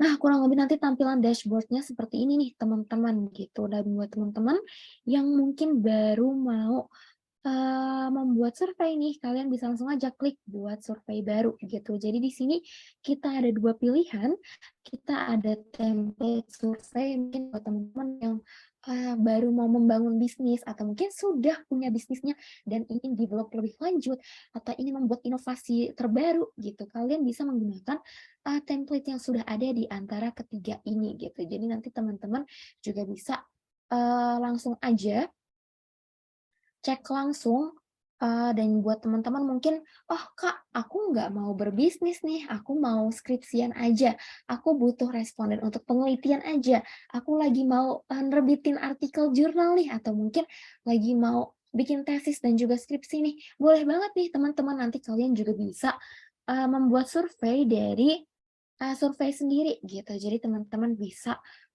pilih template yang buat survei dari nol, setelah itu teman-teman bisa langsung mulai aja nih. Nah, karena aku sudah punya draft-nya, jadi aku bisa mungkin langsung membuat survei. Jadi nanti setelah teman-teman klik buat survei baru, kalian juga akan diarahkan untuk menentukan judul survei. Jadi misalnya teman-teman lagi membuat penelitian atau mungkin skripsi, misalnya untuk yang mau berbisnis gitu. Kalian mau tahu nih kira-kira marketplace apa saja yang akan diminati oleh Gen Z atau kaum milenial gitu, atau mungkin teman-teman lagi membuat skripsi mengenai penggunaan produk layanan finansial digital. Nah, nanti selanjutnya teman-teman juga bisa memberikan deskripsi, ini opsional, bisa diisi, bisa juga tidak. Selanjutnya teman-teman juga bisa nih menambahkan gambar gitu. Jadi misalnya teman-teman sudah ada gambar atau video atau mungkin konten yang mau dinilai oleh survei atau mungkin oleh audiens atau responden nantinya, kalian bisa langsung aja drop di sini gitu. Kalian bisa via web search atau mungkin via link Instagram atau mungkin via Google Drive. Atau kalau misalnya teman-teman belum ada gitu ya, saya mau bikin survei biasa aja nih tanpa input gambar atau mungkin tanpa input video, kalian juga bisa langsung aja klik lewati. Setelah itu kalian bisa langsung membuat pertanyaan nih teman-teman. Jadi pertanyaan, mungkin kalau misalnya teman-teman bertanya-tanya gitu, apa sih bedanya sama Google Form gitu? Kayaknya sama-sama aja deh. Tentu saja beda nih ya teman-teman, dimana kalau misalnya di Populix ini kalian akan mendapatkan semua secara ringkas, valid, dan juga singkat gitu teman-teman. Jadi dari segala sisi, mulai dari bentuk survei hingga respondennya nanti gitu. Jadi kalau misalnya di Populix ini, di Poplight, kalian bisa langsung aja membuat pertanyaan dengan beberapa opsi. Di sini kalian bisa lihat, di sini ada pertanyaan dengan bentuk single input gitu. Jadi misalnya teman-teman mau bertanya, mau memberikan pertanyaan di mana responden hanya bisa menjawab singkat gitu ya. misalnya jawabannya pendek aja gitu, kalian membatasi hanya beberapa karakter, jadi nanti teman-teman bisa memberikan pertanyaan dalam bentuk single input itu tadi. Lalu selanjutnya teman-teman juga bisa nih memberikan pertanyaan dengan bentuk checkbox gitu, di mana fitur checkbox ini responden nanti bisa memilih beberapa opsi jawaban yang ada. Jadi nanti teman-teman bisa memberikan pertanyaan-pertanyaan, lalu teman-teman responden juga bisa menjawab sesuai dengan checklist mereka gitu, dan bisa lebih dari satu juga. Lalu selanjutnya di sini juga ada fitur radio group, di mana fitur radio group ini merupakan pertanyaan di mana responden hanya bisa memilih satu jawaban saja. Misalnya teman-teman membuat pertanyaan, apakah kamu sedang menggunakan layanan mobile banking dalam 1 bulan terakhir? Jadi nanti teman-teman responden hanya bisa menjawab satu aja nih, iya atau tidak. Nah, selanjutnya kita juga ada fitur komen, di mana responden juga bisa memberikan jawaban singkat untuk teman-teman nantinya gitu. Jadi lebih ke open ended question gitu. Jadi nanti teman-teman nggak hanya mendapatkan jawaban iya atau tidak gitu, tapi juga mendapatkan jawaban iya karena saya lebih suka kepraktisannya, atau mungkin iya karena lebih mudah dan sebagainya. Lalu selanjutnya kita juga ada fitur rating ya teman-teman. Jadi untuk fitur rating sendiri ini merupakan fitur di mana responden bisa langsung aja mengukur sikap atau pendapat mereka gitu. Misalnya, seberapa sering sih mereka menggunakan produk m-banking, atau mungkin menurut mereka produk m-banking ini seberapa mudah sih digunakan gitu. Jadi nanti mereka bisa menggunakan opsi skala Likert gitu misalnya. Jadi nanti juga akan ada fitur angka-angka yang bisa kalian atur sendiri gitu. Misal mau 1-7 atau mungkin 1-5 dan sebagainya. Lalu selanjutnya kita juga ada fitur ranking, di mana di fitur ranking ini teman-teman juga bisa memperbolehkan responden untuk mengurutkan jawaban mereka gitu. Misalnya dari e-wallet yang ada di Indonesia nih, misalnya ada Dana, GoPay, ShopeePay, lalu juga OVO. Yang mana sih yang paling sering mereka gunakan? Jadi nanti mereka mengurutkan dari yang pertama hingga yang terakhir. Lalu kita juga ada fitur image picker. Opsi ini berlaku apabila jawaban yang dipilih responden berupa gambar. Misalnya teman-teman lagi mau bikin poster nih, atau mungkin teman-teman lagi butuh insight nih, gimana sih poster yang udah kita desain gitu, apakah sudah oke, dari sisi fontnya apakah sudah menarik menurut responden, atau mungkin yang mana sih yang paling oke gitu di antara keempat pilihan yang ada. Jadi nanti responden bisa langsung memilih. Nah, mungkin itu dulu nih teman-teman, dan selanjutnya setelah teman-teman membuat pertanyaan, kalian juga bisa langsung saja mengatur demografi yang dibutuhkan nih. Misalnya teman-teman butuh demografi. Jadi demografi di Poplight ini terbagi menjadi 2 nih teman-teman, ada demografi dasar dan juga ada demografi tambahan. Untuk demografi dasar sendiri, kita terbagi menjadi gender, laki-laki dan juga perempuan, jadi teman-teman bisa milih gitu. Misalnya teman-teman mau menanya gitu di kelompok laki-laki tuh skincare udah wajar belum sih? Atau mungkin skincare masih skeptis untuk mereka gunakan. Jadi nanti teman-teman bisa checklist-nya laki-laki aja. Atau mungkin teman-teman mau membahas financial digital tadi gitu. Kira-kira produk m-banking yang sudah digunakan oleh masyarakat Indonesia yang mana aja sih? Berarti kalian butuh laki-laki dan juga perempuan untuk mendapatkan responden ini. Usianya juga bisa kalian atur dengan bebas gitu. Misalnya kalian butuh dari usia 18 hingga 25 tahun aja. Jadi kalian bisa atur di sini 18 hingga 25 tahun, atau mungkin 18 hingga 40 tahun gitu. Jadi kalian bisa atur sesuai demografi yang dibutuhkan. Lalu untuk domisilinya juga kalian bisa atur nih teman-teman. Misalnya kalian butuhnya di DKI Jakarta aja, atau mungkin kalian butuhnya yang di Provinsi Jawa aja gitu. Mungkin di Jawa Barat, atau mungkin di Jawa Timur, atau mungkin di Jawa Tengah, Banten, dan sebagainya. Jadi nanti kalian juga bisa nih mengatur responden yang hanya ada di Pulau Jawa, atau mungkin mau yang di Sumatera, mungkin boleh yang di Sumatera Barat aja, dan sebagainya. Kalian bisa banget atur itu semua sesuai dengan kebutuhan kalian masing-masing gitu. Dan untuk status ekonomi sosial sendiri juga bisa kalian isi gitu. Misalnya kalian butuh mereka yang status ekonominya rendah, menengah, maupun ke atas, atau mungkin yang ke atas aja, dan sebagainya. Nah, mungkin itu untuk demografi dasarnya. Nah, untuk demografi tambahannya, teman-teman juga bisa sangat dibantu nih dengan fitur ini. Kenapa sih? Karena teman-teman juga bisa nih memilih gitu 2 demografi tambahan. Misalnya tadi ya kita udah milih umur atau mungkin usia responden 18 hingga 40 tahun yang saat ini tinggalnya hanya di Sumatera Barat saja. Nah, teman-teman juga bisa memilih nih misalnya, penggunaan e-wallet, teman-teman hanya mau mereka yang menggunakan Dana saja, atau mungkin teman-teman mau, tahu nih semua e-wallet yang ada gitu, atau mungkin teman-teman hanya butuh, yang pakai GoPay sama OVO aja deh. Jadi nanti kalian bisa checklist sesuai dengan kebutuhan kalian masing-masing, dan kalian juga bisa memilih hingga up to 2 demografi tambahan gitu, misalnya pengguna e-wallet ataupun bank saja nih, bank BNI atau mungkin, bank BCA saja gitu. Jadi kalian bisa, memilih demografi seperti itu. Lalu selanjutnya kalian juga bisa langsung aja mengatur jumlah responden nih teman-teman. Di sini kita responden memberikan minimal di 50. Kenapa? Karena secara validasi data gitu, untuk responden paling minimal sepertinya ada di angka 50. Jadi kita set memang di angka tersebut. Dan untuk maksimalnya teman-teman bisa atur sendiri gitu. Mungkin untuk teman-teman yang mau berbisnis, ada yang butuh, sepertinya angka 400 nih, kita butuhnya gitu. Atau mungkin teman-teman yang lagi mau skripsian, dosennya memberikan syarat, oh kayaknya kalian harus 500 responden atau 100 responden, kalian bisa atur aja nih. Dan nanti untuk harganya sendiri itu juga sangat transparan ya teman-teman. Jadi misalnya teman-teman di sini butuh 100 responden untuk 3 pertanyaan gitu. Jadi untuk harganya sendiri sangat transparan, berubah-ubah sesuai dengan kebutuhan dari teman-teman masing-masing gitu. Kira-kira kalian butuhnya di berapa sih? Kurang lebih seperti itu nih teman-teman.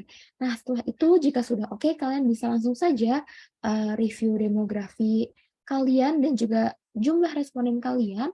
Lalu nanti kalian bisa langsung aja finalize dan juga bisa kalian atur kembali gitu untuk contoh-contoh atau mungkin untuk kelanjutan dari demografi dan juga kelanjutan dari survei ini sendiri. Nah, kurang lebih seperti itu teman-teman. Jadi nanti untuk detail-detail lebih lanjutnya kalian juga bisa coba sendiri aja melalui link yang mungkin tadi sudah diberikan oleh Mbak Raisa nih di kolom komentar. Kalian bisa langsung aja visit bit.ly/tangkas spotlight. Jadi nanti kalian bisa langsung aja coba sendiri gitu. Dan mungkin buat teman-teman yang kayaknya takut disuruh bayar dan sebagainya, don't worry teman-teman. Kalau misalnya kalian bikin draft aja, kalian mau coba-coba aja, itu kalian bisa for free gitu. Jadi mau sebanyak apapun draft yang kalian buat gitu. Misalnya mau berbisnis A, B, C, D gitu. Jadi beda-beda semua pertanyaan surveinya. Kalian boleh langsung aja coba ngedraft langsung di Poplight itu tadi. Nah, mungkin itu dulu nih teman-teman. Kalau misalnya ada yang mau ditanyakan terkait Poplight-nya atau mungkin terkait materi yang mungkin tadi sudah disampaikan oleh Mbak Olivia, kalian boleh langsung aja sampaikan di sesi berikut ini atau di sesi Q&A. Mungkin dari aku itu dulu, aku kembalikan ke MC. Thank you. Oke, terima kasih banyak Kak Fitra atas pemaparannya terkait Populix. Nah, mungkin berikutnya kita masuk ke sesi bersama Kak Olive lagi nih ya. Selanjutnya kita akan masuk ke sesi Q&A. Jadi teman-teman apabila ingin bertanya bisa langsung menggunakan fitur raise hand dan juga teman-teman bisa menuliskan juga pertanyaan teman-teman ke kolom chat Zoom. Nah, apabila teman-teman menggunakan fitur raise hand nanti teman-teman bisa langsung aja off mic aja nanti kalau misalkan dari MC-nya menunjuk nanti bisa langsung off mic saja. Nah, aku juga pengen ngetin di sesi Q&A ini kita bakal bagi-bagi hadiah nih teman-teman sebesar total 100.000 rupiah untuk 2 penanya terbaik. Nah, makanya teman-teman bisa nih aktif untuk memberikan pertanyaan terbaik teman-teman nih kepada Kak Olive dan mendapatkan hadiah dari kami. Nah, untuk teman-teman mungkin bisa aja nih langsung raise hand atau drop pertanyaan teman-teman ke kolom chat komentar. Nah, mungkin untuk sesi sekarang karena kita keterbatasan waktu juga ya Kak Olive ya, kita mungkin akan buka 3 pertanyaan dulu ya Kak Olive ya. Oke, nggak apa-apa. Oke. Monggo. Oh, ini ada nih di chat box. Ya, ini kita ada pertanyaan dari Kak Rizky Abdurrahman nih, Kak. Kak, aku kan masih sekolah nih ya. Mau nanya nih tentang peluang pasar untuk barang-barang yang pas dijual di sekolah itu kira-kira apa ya untuk menambah uang jajan? Hehe. Nah, itu silakan Kak Olis langsung dijawab saja. Iya, oke, thank you Rizky buat pertanyaannya. Jadi ini banyak banget sih sebenarnya juga kalau aku lihat ya anak-anak zaman sekarang Gen Z gitu, apalagi juga anak-anak SD kan udah pinter-pinter banget jualan gitu ya. Kalau kita dulu kan kayaknya cuman baru di saat break gitu malah main gitu. Kalau sekarang anak-anak kayak udah makin pinter banget deh keuangannya. Nah, mungkin kalau untuk Rizky ya dicek dulu ke teman-teman kamu sendiri gitu. Maksudnya yang pas dijual untuk di sekolah itu kira-kira apa. Nah, kamu mungkin bisa lihat ya sekeliling gitu. Mereka tuh sukanya apa? Apakah teman-temanmu doyan jajan dan ternyata jajanannya itu tidak ada di kantin atau di sekitar, biasanya kan ada tukang-tukang jajan juga gitu ya di luar pagar tuh biasanya pulang sekolah. Nah, apakah ada yang mereka suka tapi nggak ada dijual, itu juga mungkin jadi potensi. Atau yang lain sih, kayak misalnya mungkin apa ya, kalau dulu tuh kalau zaman aku dulu SD itu lagi ini banget Tupperware ya, kalau zaman SD, kalau aku SD. Kalau sekarang kayaknya itu ya yang mahal banget tuh apa sih namanya? Gue lupa lagi nama brand itu. Corsicle, Kak, mungkin nggak namanya? Nah, kalau sekarang tumblernya Corsicle gitu. Nah, kalau dulu Tupperware itu dia kan kalau anak SD tuh minumnya tuh yang Tupperware biasa sih, kayak gelas terus tutup gitu ya. Nah, itu tuh kalau anak-anak SD bawa tuh susah gitu. Kalau dimasukin ke dalam tas ya, nanti kalau kebuka banjir gitu. Bukunya semua habis gitu. Jadi zaman dulu tuh pas SD tuh ngelihat ada tante-tante gitu, dia punya peluang itu beli tas. Jadi tas, bukan tas sih, kayak tali yang benar-benar khusus untuk Tupperware. Nah, itu tuh bisa dimasukin Tupperware, jadi anak-anak SD itu bisa selempangin gitu loh. Jadi nggak taruh di tas gitu. Nah, itu tuh satu peluang karena waktu zaman SD aku melihat itu dan aku jualan cuma 1.000 2.000, ternyata tuh laku gitu karena ya kebetulan memang semuanya punya Tupperware gitu untuk membawanya pakai Tupperware, dan itu tuh bisa dimasukin dan menjawab masalah gitu untuk supaya nggak bocor gitu ketika mereka taruh di tas, takutnya bocor, tapi kalau diselempangin gini kan kayak aman gitu. Jadi kalau aku bilang sih, Rifki, kamu coba lihat di sekeliling kamu, teman-teman kamu nih apa gitu, maksudnya apa yang mereka butuhkan gitu. Kayak tadi kan contoh aku di SD Tupperware tadi ya, si tali Tupperware itu, karena menjawab permasalahan tiba-tiba Tupperware tumpah kena buku sekolahan. Nah, jadi coba dilihat deh sekitar kamu, mereka butuhnya apa gitu sih. Lalu ini siapa nih, Ahmad ya, punya produk di Play Store, seberapa penting survei market itu ya, menurut saya tidak benar. Nah, kalau aplikasi ini kebanyakan kayak tadi bilang mainnya di UNA. Karena kalau apps itu kan kamu harus ngetes seberapa mereka nyaman dengan layout di apps kamu.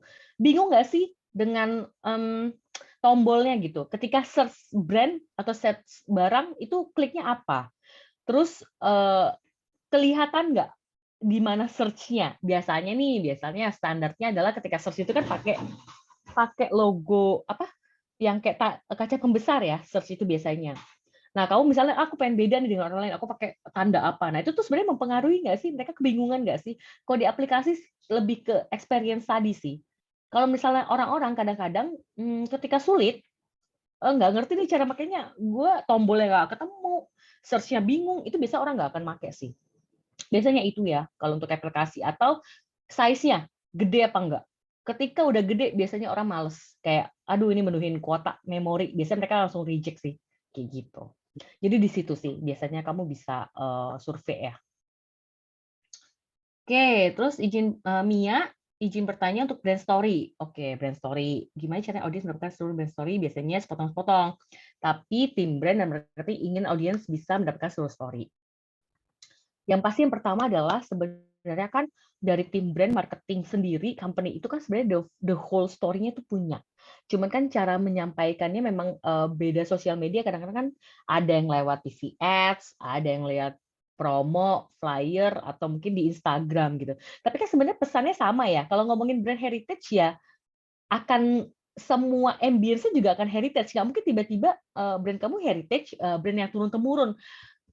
Kayak contoh gede deh kalau kita lihat Sariwangi gitu. Sariwangi kan selalu ngomong bahwa kita ngobrol yuk gitu. Ya kan, bahwa teh itu untuk ngobrol. Kalau lu merasa bingung terus awkward, ya udah ngeteh dulu aja gitu. Nanti akan jadi lebih enak ketika ngobrolnya. Itu kan kalian bisa lihat story-nya sama semua kan, walaupun nanti cara ininya beda-beda. Ada yang mungkin dari ibu ke anak itu, atau sesama suami istri, atau yang waktu itu kayaknya pas ngelamar gitu. Itu sebenarnya beda-beda kan, tapi kan esensinya sama gitu, bahwa ngeteh dulu, ayo ngobrol gitu. Teh ini bisa menjadi ice breaking untuk ngobrol kayak gitu. Menurutku sih itu sih yang paling penting, key message-nya itu apa. Kalau ketika itu sama, maka harusnya breakdown di bawahnya semuanya sama sih, nggak membingungkan. Gitu. Ini gimana nih, aku jawab semua gimana? Oke Kak, mungkin kita ambil satu lagi mungkin Kak ya untuk sebagai pertanyaan penutup juga nih, karena waktu kita juga mepet banget nih, udah terbatas juga. Mungkin kita ambil dari ini nih Kak, dari Kak It's Nisam. Dia bertanya, ada 2 pertanyaan sih dia nih. Yang satu nih, apa yang menjadi penyebab sukses dan gagalnya riset pemasaran? Itu satu Kak. Nah, pertanyaan keduanya, siapa atau apa yang menjadi engagement awal untuk bisa menyukseskan riset pemasaran Kak? Untuk menghindari kecurigaan responden dan menghindari perasaan dimanfaatkan karena dimintai sebagai responden. Mungkin itu Kak. Waduh, berat nih. Oke, yang pertama dulu, penyebab sukses dan gagalnya riset pemasaran. Kayak tadi sih yang aku bilang gitu, bahwa kayak tadi sih di do and don'ts ya kalau aku bilang. Jadi untuk kita dapetin yang benar-benar insightful, yang masuk kita ya pertama pasti harus jelas gitu. Nggak boleh ribet banget lah kemana-mana gitu. Yang penting langsung sebenarnya kategorinya apa. Terus target kita bener nggak sih? Kayak tadi, aku tuh mau jualan ayam gitu. Ya aku harus nge-reject atau nge-filter orang-orang yang emang makan ayam gitu. Jangan sampai ngapain gue ngambil konsumen ngambil target responden kuesioner tapi yang dia nggak makan ayam, ya juga nggak relevan kan jawabannya dia atau insight-nya dia buat aku gitu. Ya jadi itu yang pertama sih. Tentuin target marketnya itu atau filteran yang kita tuju itu siapa. Itu harus tepat dulu gitu. Terus yang kedua adalah sebenarnya kadang-kadang tuh brand itu kan butuhnya banyak ya pertanyaannya, apalagi kalau udah dititipan dari orang marketing gitu. Orang marketing biasanya ngomongin tentang promosi, orang brand bisa lebih ke image atau positioning-nya gitu. Sedangkan misalnya bosnya nitip lagi yang lain, yang penting mau apa ya, atribut apa sih yang ngedrive penjualan, karena lebih ke sales gitu misalnya, keuntungan gitu ya. Jadi sebenarnya kalau kayak gitu kan sebenarnya masing-masing divisi itu punya kepentingan berbeda-beda gitu. Nah, kita harus tentuin dulu sebenarnya basic dasarnya dulu nih apa. Kalau misalnya memang ada 3 objektif, yang paling utama tuh apa dulu? Oh, misalnya ya untuk ngomongin keuntungan, orang datang, orang repeat dan segala macam, ya dari awareness dulu. Lo udah ngapain aja? Udah ngapain aja, terus orang kenal nggak sama brand lu? Percuma kita ngomongin gimana cara membuat mereka datang ke tempat kita kalau mereka aja nggak tahu brand kita gitu. Jadi sebenarnya di situ sih, tentuin dulu objektif awalnya itu apa, yang paling dasar banget sebelum kemana-mana gitu. Karena kalau semua orang pasti punya kepentingan, divisi itu pasti semua punya kepentingan gitu kan untuk KPI mereka. Tapi tentuin dulu yang pertama tuh apa. Itu sih, tadi ada 2 ya, satu target market, terus yang kedua sebenarnya yang paling penting basicnya apa dulu gitu. Dari semua pertanyaan itu kita harus telaah, paling penting apa gitu. Terus apa lagi ya? Ya itu sih kalau menurut aku. Kalau gagal ya tadi gitu. Kita udah pakai asumsi. Jadi kayak dari awal tuh kita udah punya hipotesa. Kayak kayaknya ini lebih kenapa ya merek gue tuh merek yang harganya terjangkau deh gitu. Jadi kita tuh udah selalu berusaha kayak tiap kali kita bikin research atau kita pakai kuantitatif, pakai kuesioner ya, kita kayak mengarahkan ke sana terus gitu. Karena kita punya hipotesis dari awal bahwa kayaknya ini gitu. Padahal kan riset itu adalah untuk validasi bener atau enggak gitu. Jadi kita nggak boleh memaksakan juga bahwa menurut gue kayaknya ini deh gitu. Kalau udah kayak gitu namanya udah asumsi sih, udah susah gitu. Jadi harus terbuka dulu sih sama semua opportunity atau hipotesis yang ada gitu. Kita nggak boleh udah ngelingkerin bahwa ini deh kayaknya gitu. Terus siapa atau apa yang bisa menjadi engagement awal untuk menyukseskan riset pemasaran. Nah, sebenarnya kayak tadi aku bilang, tiap kategori itu beda source awareness. Dari mana sih mereka tahu brand kita? Ada misalnya F&B nih, itu malahan taunya tuh banyakan sekarang dari food aggregator gitu, karena orang tuh biasanya kalau bosan scroll belum tentu mau beli ya, tapi scroll oh ngeliat oh ada brand A, oh ada brand B, ada brand C, oh ada brand apa nih baru, kok gue nggak pernah tahu. Nah habis itu mereka baru cari misalnya, karena di situ katanya promosinya wah lagi gede-gedean banget nih, lumayan banget buat nyoba gitu. Jadi kalau aku bilang sih siapa dan apa itu tiap kategori beda-beda ya, tergantung kalian tuh main di mana gitu. Kalau kayak kategori F&B tuh biasa sih cepet banget dipromosi di food aggregator gitu. Jadi kita bisa tahu kalau kita mau grab potensi atau akuisisi user lain, ya udah lewat dari promosi dulu aja supaya mereka kenal, awareness kita tinggi. Ever use mereka pernah beli produk kita, tergantung sekarang makanan lo enak apa enggak. Ketika enak mungkin mereka akan balik lagi gitu, ketika nggak enak ya jadinya nggak balik lagi. Atau makanan lo enak tapi ternyata nunggunya lama banget, sejam sampai 2 jam, males, jadi nggak worth it. Nah jadi banyak hal sih gitu. Nah kalau untuk menghindari kecurigaan responden dan menghindari perasaan dimanfaatkan gitu ya, biasanya kita nggak akan mention brandnya apa. Jadi kita akan bilang, kalau misalnya ada Populix, biasanya itu kita punya studi tentang kategori minuman kekinian.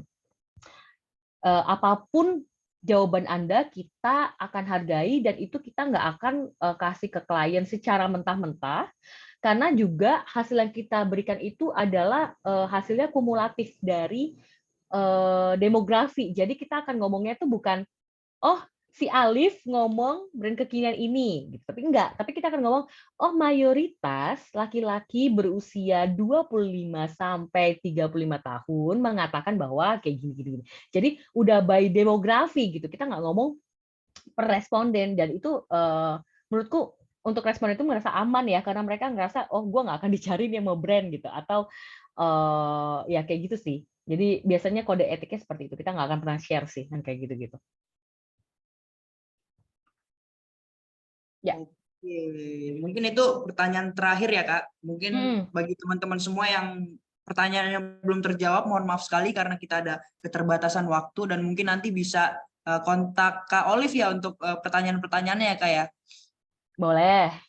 Oke, mungkin untuk, oh ya aku juga pengen ngingetin lagi, nanti untuk 2 pertanyaan terbaik akan diumumkan di channel Telegram dari Populix. Jadi teman-teman yang tadi pertanyaannya sudah dijawab, bisa nih langsung pantengin ke channel Telegramnya Populix. Nah, untuk sesi berikutnya, sebelum kita berpisah nih, mungkin kita akan melakukan dokumentasi terlebih dahulu. Jadi teman-teman bisa nih untuk on cam dulu agar kita bisa melakukan sesi dokumentasi.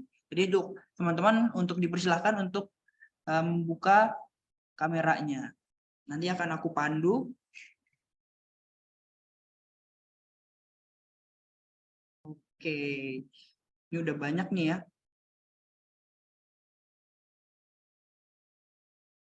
Langsung aku mulai aja ya untuk sesi dokumentasinya. Untuk slide 1, 1, 2, 3. Oke. Slide berikutnya. 1, 2, 3. Untuk slide terakhir. 1, 2, 3. Oke. Terima kasih teman-teman semua yang sudah datang. Terima kasih juga untuk Kak Olive sudah memaparkan materi-materi Kak Olive yang sangat bermanfaat sekali. Nah, berikutnya aku juga pengen ngingetin ke teman-teman semua untuk jangan lupa mengisi daftar hadir yang sudah dikirimkan di kolom chat, karena di daftar hadir tersebut teman-teman bakal mendapatkan e-certificate. Nah, jangan lupa untuk mengisi dengan baik nama dan emailnya, karena ini akan dikirimkan melalui email teman-teman semua. Mungkin dari aku itu aja, dari kami panitia itu saja. Mohon maaf apabila ada kesalahan. Saya sebagai MC pamit undur diri. Terima kasih. Terima kasih semuanya. Bye-bye.